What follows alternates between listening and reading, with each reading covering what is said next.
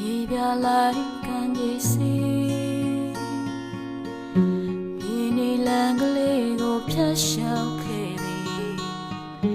နေကြီးရောက်ဝချုံလွမ်းနေပင်လေစီရော်ရီပြန်ဝဲလျက်ရှိသည်အနောက်ဖက်မိုးတိမ်တွေလည်းမျိုးလင်းညာသည်အဝေးကထုံးကလေးလေးပူတွေ့မှဆဲလက်ခတ်တွေလည်းသေးသေးမြောက်ကိုကြသည်စပင်တွေမျိုးရနေသည်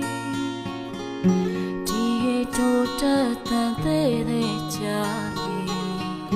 ငိုတာလို့ထင်မိသည်တစ်ချိန်တစ်ခါစီကိုမျောရည်တဲ့နဲ့မျက်နှာနောက်ပြန်တိတ်သွားရထားလေတဲ့စနေရုတ်တရက်ခွဲခွာကာလအဟောင်းများသောစီ